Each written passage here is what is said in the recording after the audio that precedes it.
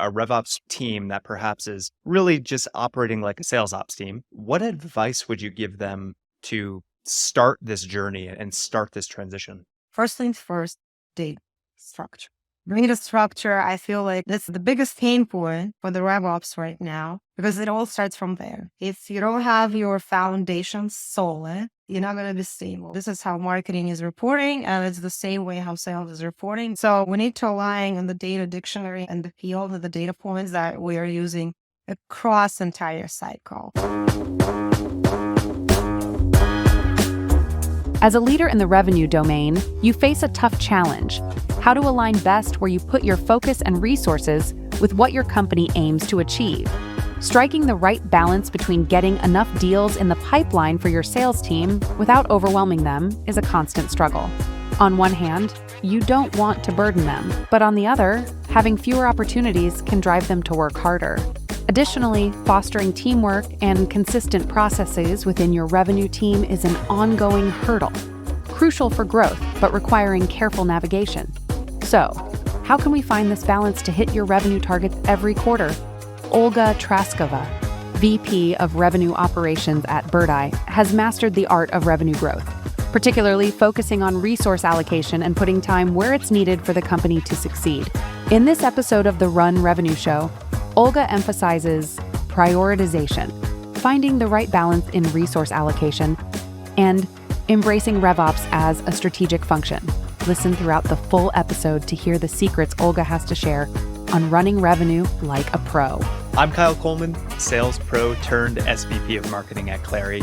Run Revenue is the show where revenue pros learn to stop revenue leak, achieve revenue precision, and grow their companies and careers.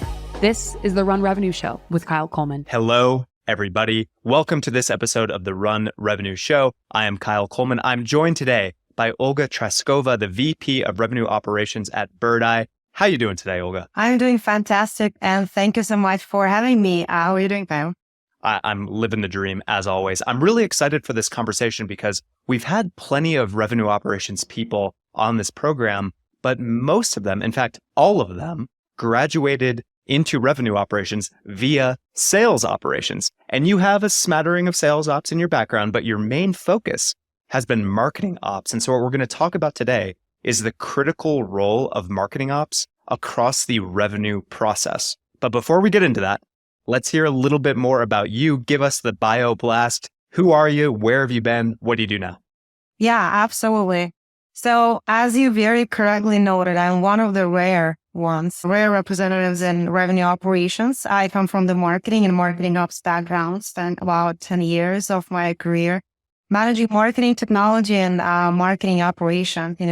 Started back in the day in marketing ops when it was not called marketing operations. It was marketing technology, marketing automation, lead management, all different names, but little landed in marketing operations, and I grew within that function. I was lucky to work with fantastic leaders in my life that were asking very detailed, very nuanced, and very hard questions that actually, propelled me and made me go and research. And that's how I made my way first into the sales ops and started learning Salesforce and start learning the sales process and pipeline and what that is about and the conversions further in the funnel. And from there, analytics and technology, and sort of organically grew from the marketing operations to the revenue operations. Being in marketing ops, usually you would see those functions sort of siloed still within marketing departments. And that's how I felt, for a very long time during my career, right? So marketing and marketing ops sort of doing their own thing, but then something happens on those executive level meetings, and all of a sudden there's no alignment. All of a sudden the leads just sort of disappear, and all of a sudden the numbers don't match, right?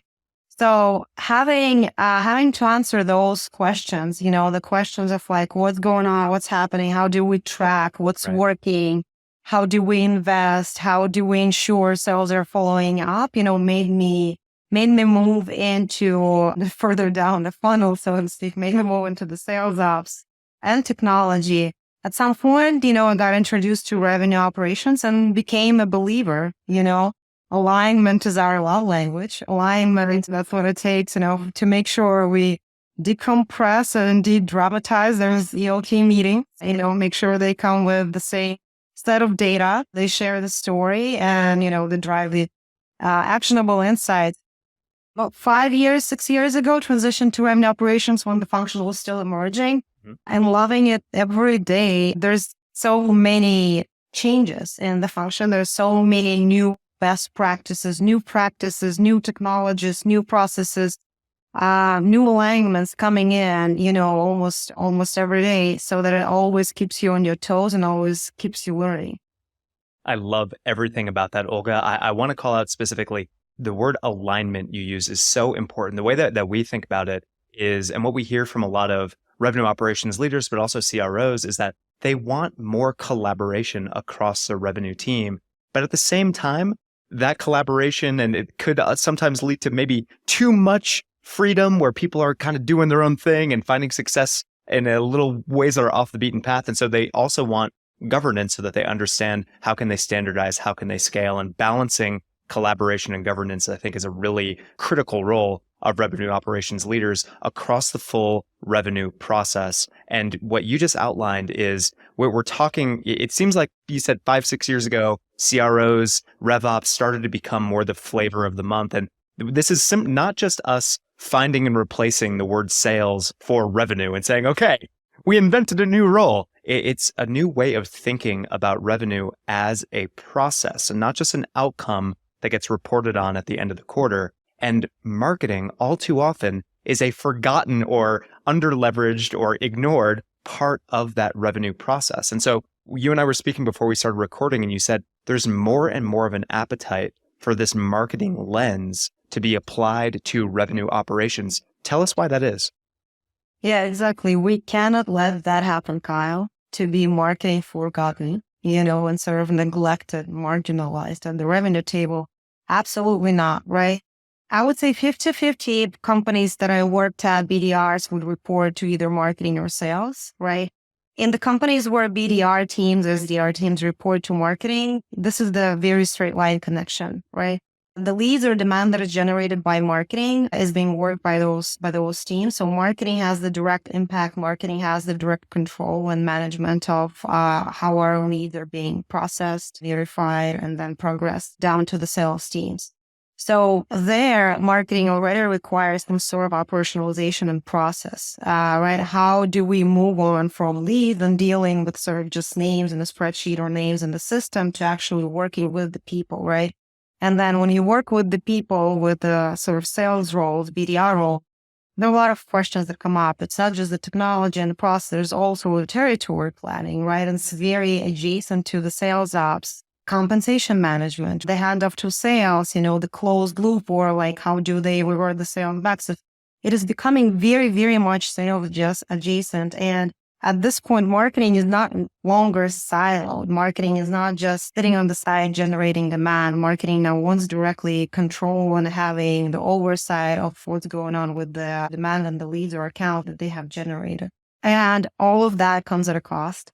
So the appetite is sort of very logical. The appetite for the revenue ops leaders or revenue ops teams with marketing ops in it, or making sure to have the connection between marketing and sales ops. The appetite is very logical. Marketing is investing budget. Marketing wants to ensure then that the demand that was generated is being followed up on and being qualified, and then it turns into an actual revenue. And as marketing becomes more and more data driven, right? So as you work now with different types of programs, with different types of leads, accounts, et cetera, that you generate, right? You want to see the volumes, the distributions across your BDRs or SDR teams, across your sales teams, the conversions by every sales team, the yield of every type of program that you generated. So marketing has shifted so much into being very much data driven, right? So there's no way you can ignore that component, and no way you can just sort of operate and manage campaigns. You have to always connect it to the actual revenue and the performance to the bottom line. And most importantly, not just for the new, right, names that we generate, or new accounts, new sales that we generate, right, for the existing customers as well. and see how that is impacting our expansion program, the upsells as well. So, and then it becomes like very operational, very analytical, very technological process, right? That needs to be standardized and needs to be set up. So as you mentioned, we're all for collaboration, but we need to, at some point of a company journey, as companies start growing and maturing, we need to start putting together rigor and processes in place, right? We have to be very prescriptive to each team of this is how you do it. These are the tools that you use. This is how you start your day with, right? So that's how revenue operations, I guess, come into play. And then having that marketing oversight. This is my second role of VP of Revenue Operations. As I said earlier, I was also brought in here to sort of standardize and structure marketing operation, re-architect the marketing operations infrastructure as well. Lovely answer, Olga. And I'm curious for marketing operations people, or even for RevOps people that have not yet made this shift. You know, a RevOps team that perhaps is really just operating like a sales ops team, and they haven't included the additional operations functions inside their business, whether that's marketing ops or customer success ops or some combination. What advice would you give them to start this journey and start this transition? It is a pity that, we think RevOps is a rebrand for sales ops, right? I do manage marketing, operations, sales operations, TS operations, and business applications. Within each team, we also have analytics and QA that we're managing across. So we're looking at the process from the very beginning, from the inception of a lead, to the closed one. And then the CS operations, everything that has to do with the renewals, with the upsells, with the capacity management for the onboarding and the CS teams, et cetera. If we're still looking at the companies with sort of separate operation functions where marketing ops would sit under marketing and sales ops would maybe report to Zero or under the sales leader. I would say just start first things first, data structure. Yeah. Data structure, I feel like that's the biggest pain point for the RevOps right now, because it all starts from there. If you don't have your foundation solid, if you don't have your solid ground, you're just going to start wobbling, you're not going to be stable. None of your processes will work. So ensuring that we are looking at the same data and the same data structure, right? Ensuring that when we run the reports between marketing and sales performance, CS performance, right? Doesn't matter if you do that on the sales upside, marketing upside, or you have a BI team, you have analysts, and you have tools like Tableau, for example. Ensuring that you have a data dictionary and you're looking at the same fields. Operations is very sort of tactical because the devil is in the details. The devil is how you're looking at the data, right? So ensuring that whenever you pull together MQL performance report and you converting your leads to opportunities and then down the funnel, you look at the same sort of field and the same angles, right? That there's an alignment there. First, there is a solid foundation. This is how marketing is reporting, and it's the same way how sales is reporting. This will allow us to compare apples to apples. So it doesn't happen that, our number of employees are completely different in that different segments and all of them different territories, and that lead was generated in territory A, but then sort of converted into territory B and then closed in territory C.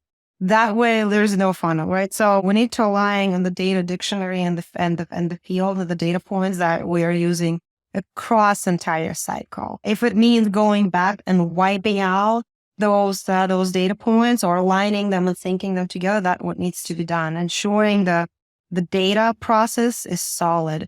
With data process comes the infrastructure. Looking into the tools that we have, right? Do we have an overlap in functionalities between marketing and sales? Do we have two different, say, data enrichment platforms or the duplication or wherever it could be, that might result in conflicting data? Mm-hmm. So just looking holistically, between all of the parties involved, say, be technology team or business applications, marketing, sales, as a company, as a go-to-market organization, this is our data dictionary. This is our tech stack. Let's make holistic decisions on what we go and move forward with in terms of the data structure and the technical infrastructure and then overall process. And then from there, you align on the KPIs, right? And on those funnel stages, etc. If you don't have the foundation though, your funnel stages will be wobbly. Right. Yeah, you get it. It makes perfect sense. Building that foundation of metrics. And I love the fact that you bring up the data dictionary. It sounds boring. Like, when is a dictionary ever exciting? But it's necessary. If you don't have a dictionary, then you're speaking different languages and you have different definitions for the same terms. And that leads to unbelievable data chaos, finger pointing, as you've said, and just people not on the same page. And if you have that shaky foundation, you can't build anything reliable on top of it. So I'm really glad that you started there. Let's zoom all the way out now to the more strategic level, Olga. I'm curious, you have the data infrastructure in place, you have these processes in place. A large part of many RevOps leaders' roles and functions is running the operating rhythm of the revenue team.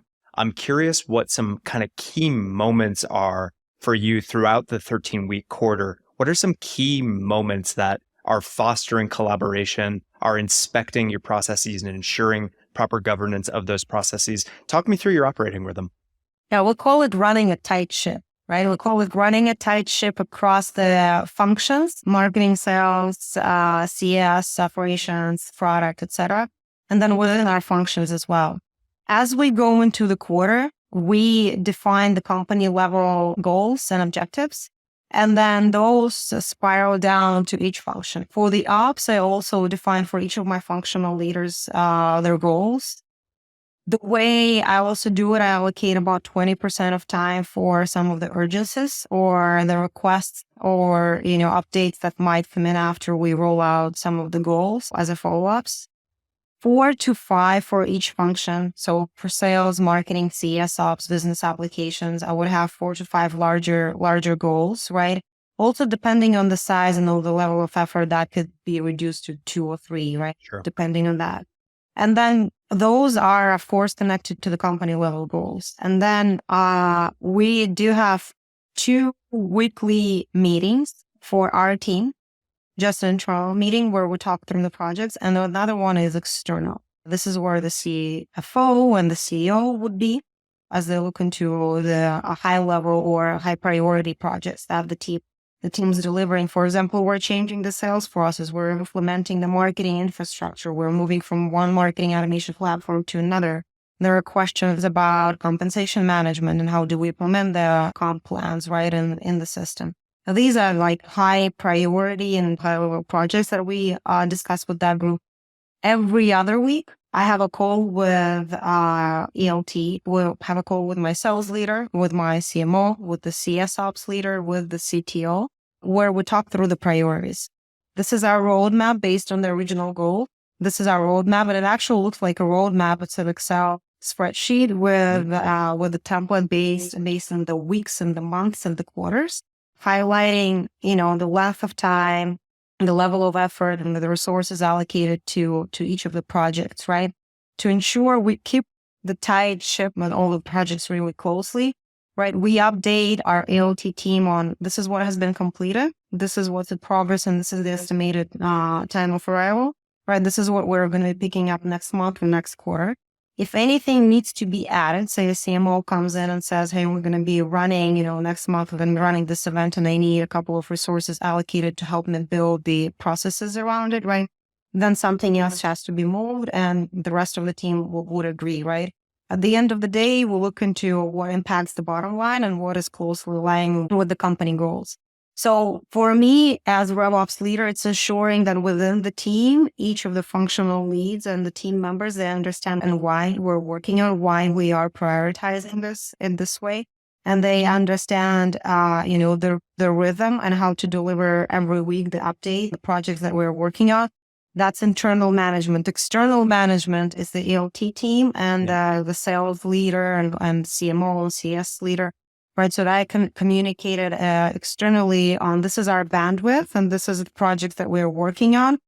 In the middle of the quarter, we already start planning for the next quarter. So now as we're finishing now Q3, I already have a list of projects for Q4 and even Q1, right? So we plan ahead. There's of course some movement allowed, but it's about providing that visibility and staying very close to the teams.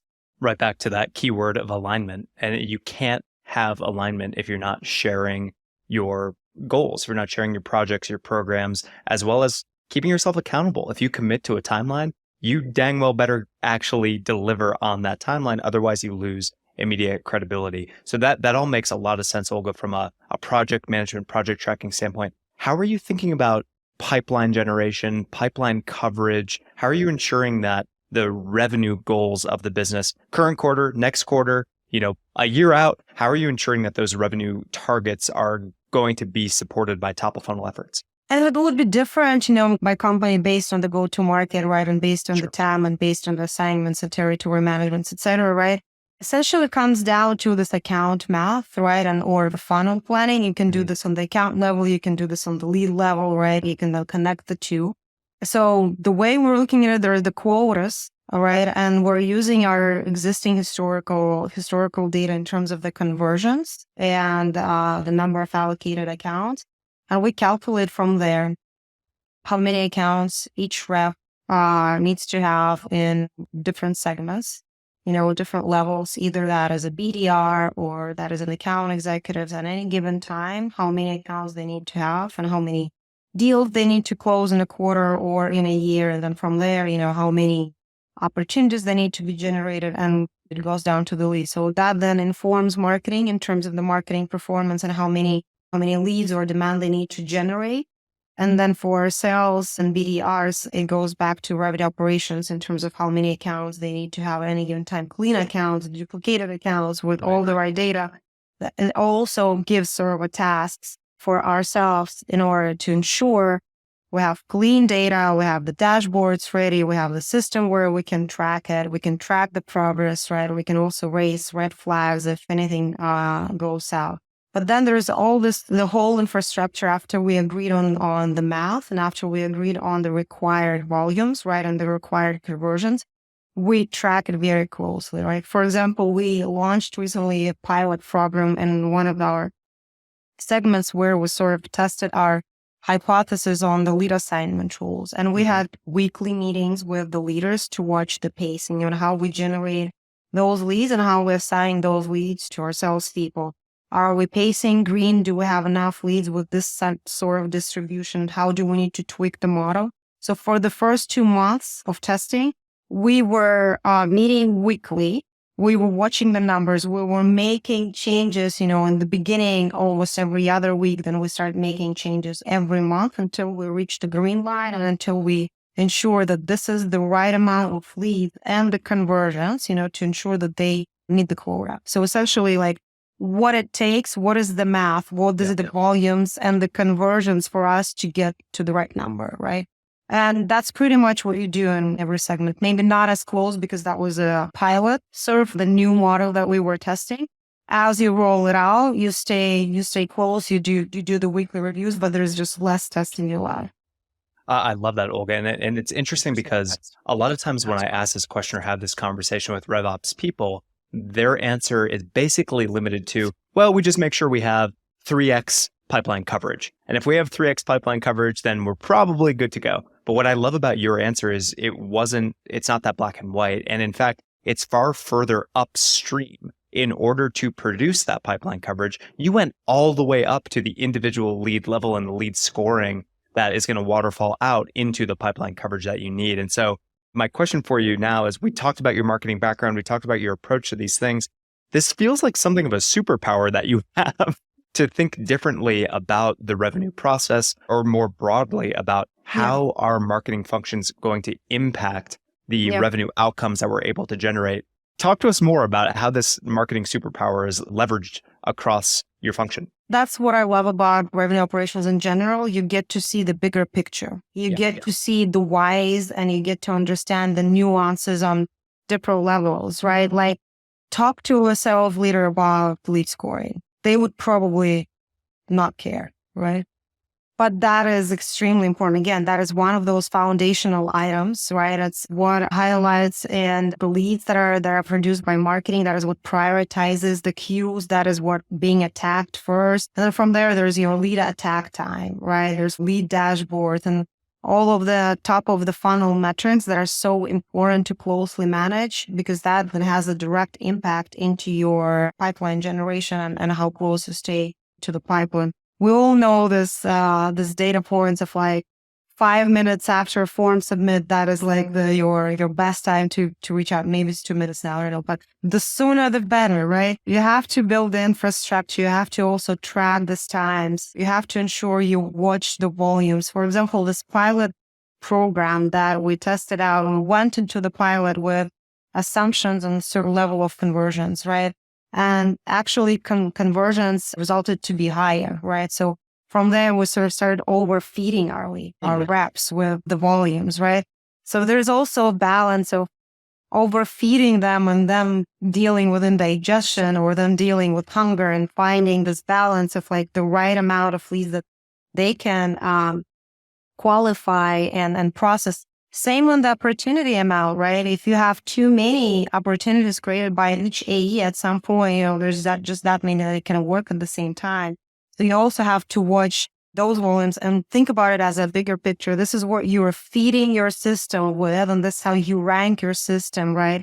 And looking at it from all of the different components. So I'm very much, as a RevOps and leader, I'm very much involved in the marketing operations, from the lead assignments and the lead rankings, from selecting the right tool, from adding different links to the chain of the process to ensure that whenever sales receives the lead, it's a fully baked lead. For example, now we're working with sales to just create this like sort of very compact view of a lead that they receive, to eliminate all of the noise, to ensure that they are right up front of their screen, they have the right view and they exactly know what to do with it, right? Sounds like maybe not as important program or project, but when you think about small business and hundreds of those leads every day, right, it has to be very precise and prescriptive on what you see and what you do, right? You don't want to allow all of that noise of different views on the screen. You make a really important point that a lot of sales leaders, what they'll say is, if times are tough, the mantra is pipeline cures all ills. And the more pipeline we can create, the better off we'll be. And to a certain extent, of course, you want to create pipeline. We get that. But you made that key point about indigestion on the sales team and overfeeding the sales team. And there's definitely something to be said for scarcity. If a rep only has one or a small handful of deals, they're going to work those deals harder than if they had 24 deals and they couldn't pay as much attention to every single one of them. But how do you find that right balance? How do you know what is the right amount of opportunities or pipeline or whatever the metric is to feed a sales rep? And then how do you make sure that ratio is maintained? Yeah, so that's the math, right? You just assign your average sales price to an opportunity that is created and then multiply by the conversion percentage. And there you go. If it hits the quota and there's a surplus, you nailed it. It all starts from the very top, right? The number of leads that you generate. Some leads get disqualified by BDRs, and they are being passed to AEs, and AEs sort of disqualifies it. There's a fallout right on every stage, and your goal is to get to certain, like from lead to win percentage, and then you assign a certain ASP. So when we generate leads, we're already at that point. We know how many this 100 leads say it's going to turn into 5 deals, right? Making it up, but essentially that is so. We know from the very top, based on the historical performance, what's the yield going to be with our average sales price by segment and by role. So also, at this point about pipeline, it's been very hot, especially with the slowdown in economy. Everyone was talking about the 4X and pipeline. Not every pipeline is created equal. And if I keep pushing the pipeline further and further, I'm going to give you 4X. If I'm a rep and I know that the game is 4X, I'll give you 4X any day. They're great. They know the tricks and I have to get it to 4X. So it's not about, for me, it's not about having the 4X. It's actually about watching the conversions and the yield from the pipeline within the quarter, the number of pushes, and also QAing that pipeline, right? So, and for us here at Birdeye, it's a common exercise. It's a common task between RevOps and sales leaders. We QA the pipeline that is created. So we have our own sales process, right? We use certain qualification criteria. We have QA people, we have QA team that actually verifies that this qualification criteria is legit. They would listen to a call. They would verify that the notes are correct, and they would verify that the close date is correct. They would also count the number of times that opportunity is being pushed. They would also look into the opportunities with the past due dates. They would also look into opportunities without activities. There are multiple data points that they look at, and this is a dashboard that is shared on the ELT call. So sales and marketing leaders, they would see, what is the state of the pipeline, and who are the biggest offenders there. It makes perfect sense. I love the delinquency list to try and make sure that people are abiding by the right processes, doing the right things at the right time.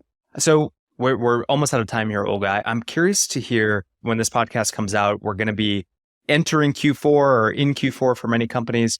And Q4 is a fun time of year. You got to close the year strong, but you also have to plan for a hot start next year. And normally in many sales ops organizations, that means new territories, new comp plans, new commissions. In many marketing ops teams, that means new technology, new budget allocation, new implementations, all those types of things. You've got it all across your revenue operations. I've got it all, that I have all of this that you just mentioned. How do you do it? How do you close the year strong while also preparing for a clean, hot start in the next fiscal? Yeah, so we already have, as I said, we already have some of the projects lined out to go live in Q1.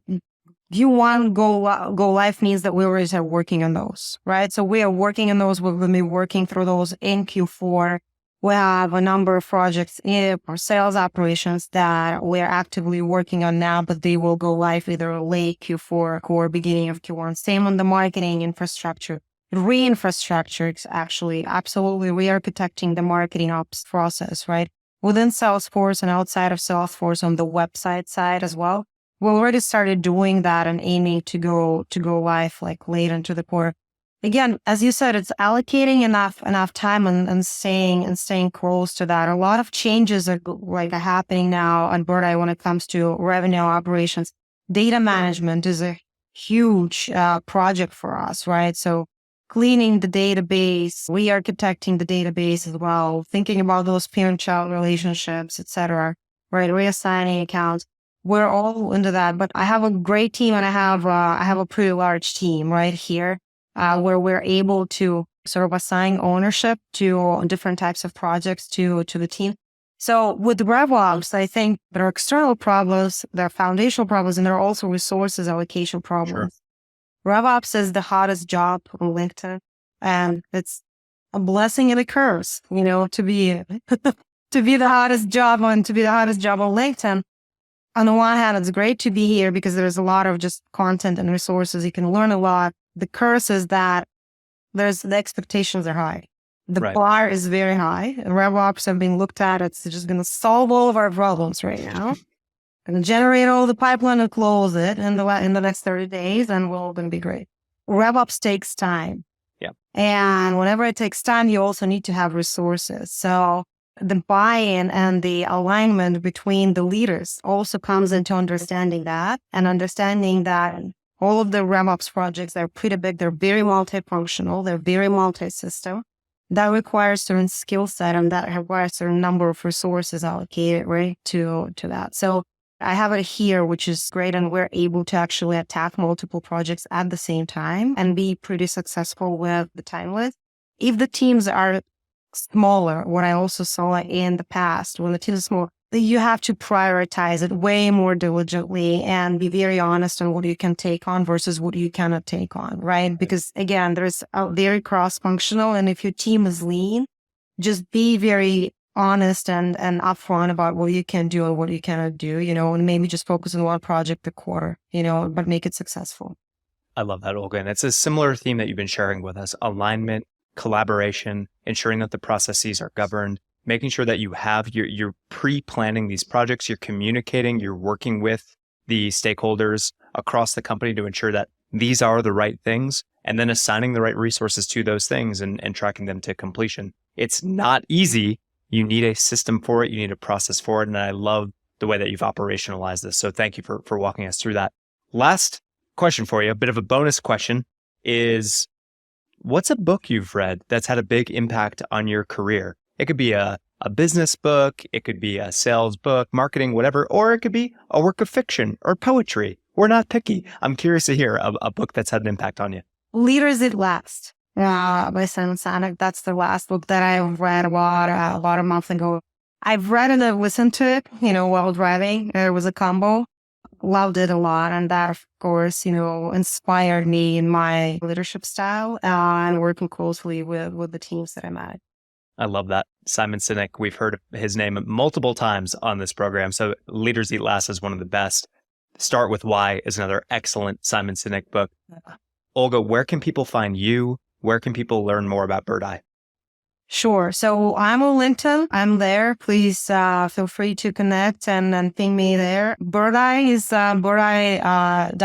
A great, fast-moving company. We just crossed 100 million ARR and continue moving, not slowing down, sped up, fast-tracked by revenue operations.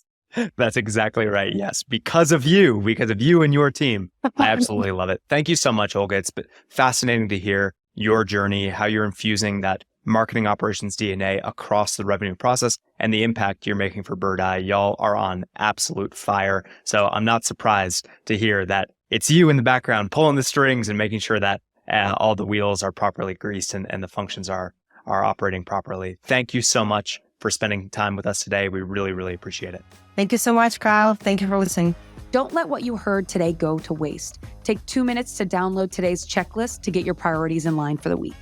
You can find that linked in our show notes. And if you liked what you heard, make sure you give us a 5-star rating and leave a review. We'll be back next Monday with more to help you win your week.